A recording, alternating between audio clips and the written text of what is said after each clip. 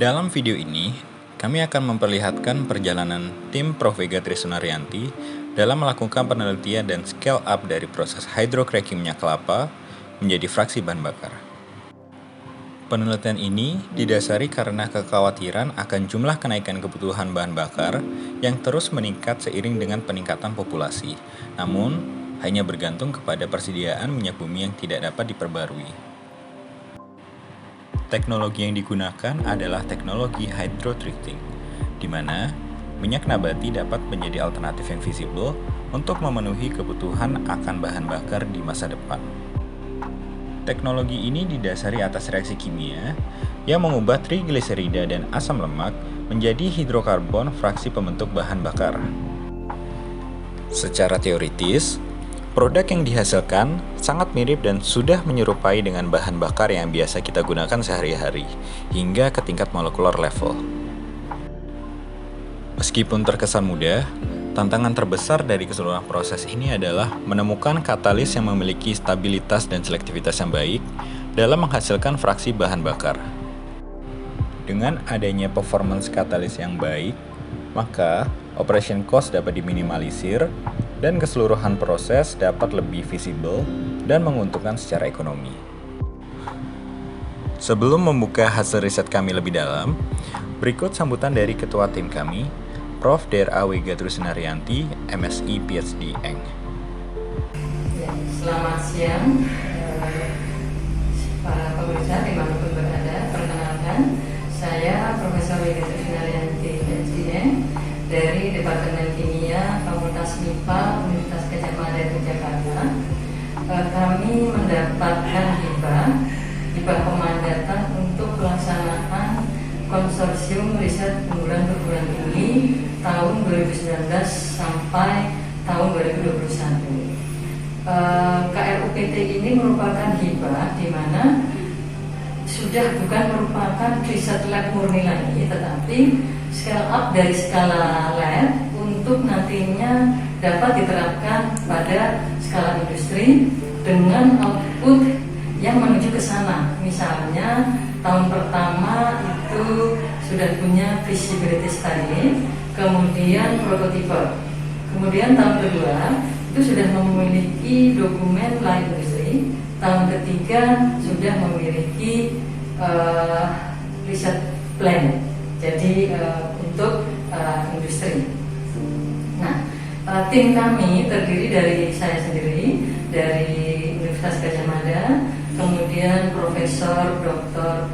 Saiful Bahri dari Universitas Riau, kemudian Ibu Yatim dari ITS, Ibu Yatim PhD dari ITS, kemudian ditambah dengan anggota Ibu Lisna Topianti, Dr. Alisna Topianti dari Departemen Lingkungan Hidup Kementerian Kehutanan di Bogor, kemudian Karir Amri dari BPPT, ditambah mitra pengguna kami yaitu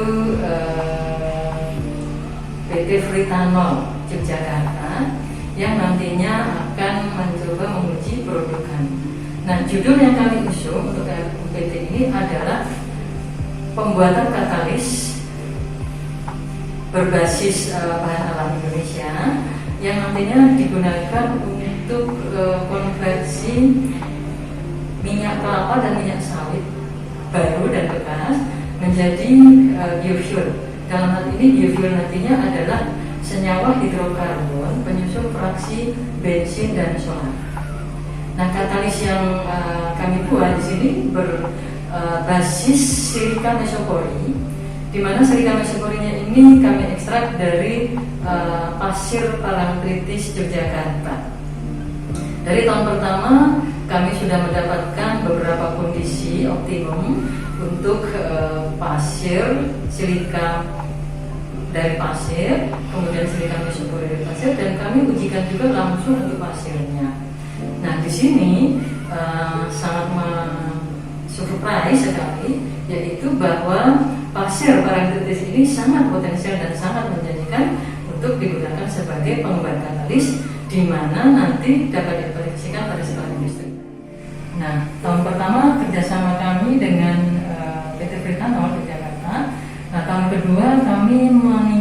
menaikkan dari skala lab ke skala lebih tinggi, yaitu 100 kali. Karena kami menggunakan reaktor, kami desain reaktor dengan kapasitas 100 kali daripada semula. Kami uji dan sangat surprise juga bahwa katalis kami ini memiliki masa pakai yang sangat panjang. Jadi usability-nya itu cukup panjang, belum terdeaktivasi sampai waktu yang beberapa kali running, lebih dari 10 kali running. Setiap kali running itu 2 jam. Kemudian tahun kedua ini kami mendapat akses dengan IJBNet, yaitu mitra dengan Jepang, di mana Jepang ingin mendirikan industri produksi biofuel dari minyak kelapa. Nah, ini pas sekali dengan kami, sehingga nanti kami akan buat desain lain industrinya. Kemudian mudah-mudahan bisa terjadi kerjasama dengan IJBNet ini. Ini juga bekerjasama dengan BPUT, kemudian beberapa mitra yang menghubungkan kami dengan IJBNet ini. Nah, kedepannya harapannya ini siap untuk dilingkan dengan industri. Inilah reaktor skala lab kami membuat reaktor semi-flow dengan proses kerja yang menggunakan hidrogen, di mana di sini kapasitas sekali running ini sebenarnya kita sekali running di skala lab itu 0,1 gram dan perkataannya, kemudian fitnya itu sekitar 10 gram, sekitar 1/100 sampai 1/200. Nah, kemudian dari skala lab ini setelah kami mendapatkan kondisi yang paling optimum, siap untuk di scale up untuk reaktor yang skala besar yang ada di ini merupakan tahun kedua skala reaktor scale up dengan kapasitas 100 kali lipatnya. Ini sekali running bisa 10 gram katalis, dan ini nanti akan diuji di hasil berikutnya. Nah, untuk yang sudah dilakukan, sudah dianalisis, nanti kedepannya sudah terkumpul biofuel yang tidak banyak, itu dapat kami lakukan nanti standarisasi senyawa hidrokarbon yang merupakan pemicu biofuel. Jadi ini dapat sekali lagi bisa menghasilkan produk yang cukup besar untuk analisis LCM dan sebagainya. Pertama-tama, pasir parangtritis perlu dicuci terlebih dahulu. Tujuannya adalah untuk meminimalisir kadar ion Cl- dan juga membuang sedimen yang berukuran kecil berupa silt dan clay. Kedua material ini akan terbuang ketika air cucian dibuang. Jika clay dan silt tidak dibuang, hal ini dapat menyebabkan perbedaan distribusi ukuran partikel yang mana sangat berpengaruh dalam katalisis. Pencucian dilakukan berulang-ulang hingga air cucian tidak keruh dan juga tidak menghasilkan endapan putih ketika ditambahkan reagen AgNO3.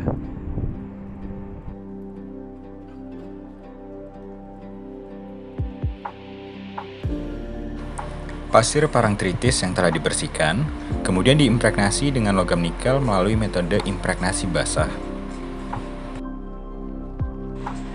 Pelarut air yang digunakan kemudian diuapkan untuk mendapatkan padatan pasir yang telah terimpregnasi oleh nikel. Pasir yang telah diimpregnasi nikel kemudian digrafting dengan gugus amina. Teknik ini ditujukan agar material katalis memiliki gugus amin yang dapat meningkatkan kemampuan untuk berinteraksi dengan molekul umpan, yaitu asam lemak, dengan lebih baik. Teknik grafting dilakukan dengan cara mereaksikan 3 APTMS dengan pasir parangtritis dalam kondisi reflux. Berdasarkan screening katalis yang dilakukan pada tahun pertama, katalis pasir parangtritis terimpregn nikel dan tergrafting gugus amin merupakan kandidat terbaik untuk dilakukan scale up, di mana kuantitas dan kualitas yang dihasilkan sangatlah serupa dengan katalis silika mesopori yang tergolong relatif lebih mahal. Katalis ini kemudian dipilih untuk diuji stabilitasnya ketika digunakan berkali-kali tanpa adanya proses regenerasi. Dan ternyata, katalis ini memiliki kemampuan untuk melakukan self-regeneration, di mana katalis tetap mampu menghasilkan fraksi gasolin selama digunakan 15 kali berturut-turut. Kemampuan tersebut memberikan katalis umur yang relatif lebih panjang, sehingga biaya produksi dapat diturunkan. Setelah mengetahui bahwa secara ekonomi katalis ini visible untuk digunakan dalam skala besar, uji coba dalam skala besar pun dilakukan untuk mengetahui skalabilitas dari katalis tersebut. Skala yang diuji coba adalah 1:100 dari skala lab. Berdasarkan hasil uji tersebut, diketahui bahwa kualitas dan rendemen produk yang didapat tidak berbeda signifikan dengan hasil uji lab. Produk hasil scale up kemudian dianalisis menggunakan metode ASTM dan diketahui bahwa kualitas produk menyerupai dengan solar yang beredar di pasar minyak Indonesia.